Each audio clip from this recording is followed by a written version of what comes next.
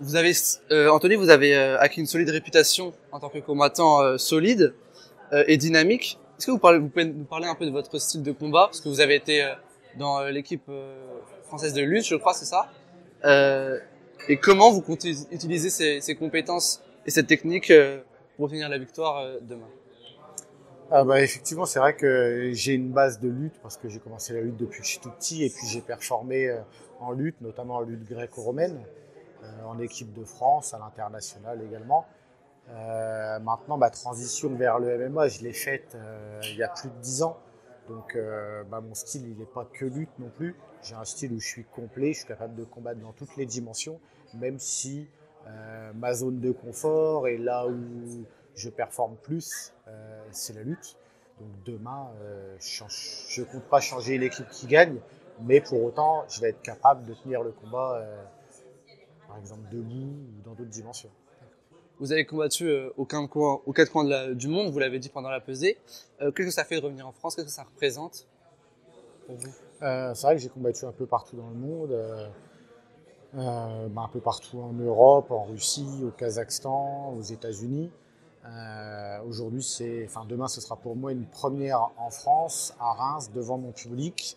Donc, ça représente déjà la nouveauté et puis l'envie de rendre mon public fier et puis de me présenter à eux pour la première fois. Et donc on a vu à la pesée votre adversaire il était un peu agressif. Qu'est-ce que vous pensez de lui? Le fait qu'il soit agressif, pas agressif à la pesée, après, bon, franchement, ça change absolument rien à la manière dont je vais aborder le combat demain. De toute façon, même si on aborde un combat avec le sourire, quand on est professionnel, qu'on a de l'expérience, on est déterminé. Et demain, j'ai beau arriver avec le sourire, avec n'importe quelle attitude, je serai déterminé. Donc, il n'y a pas besoin de sortir les gros bras et de faire le nerveux avant. Pour votre préparation, vous êtes préparé comment exactement face à lui? Je ne me suis pas préparé vraiment spécifiquement à cet adversaire. Je me suis préparé pour faire un combat. Donc j'ai mis en place une préparation physique adaptée avec tout le renforcement musculaire, tout ce qui va bien.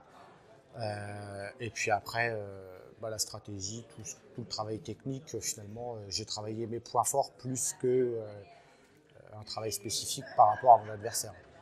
Et vous étiez au PFL avant. Euh, Aujourd'hui, c'est quoi vos objectifs en MMA et en quoi l'Hexagone peut vous rapprocher de cet objectif? L'hexagone ne me permettra pas de me rapprocher de mon objectif dans le sens où j'ai pas un objectif autre que celui-ci pour l'instant. Pour l'instant, mon objectif c'est de faire mes 3 combats contractuels dans l'hexagone.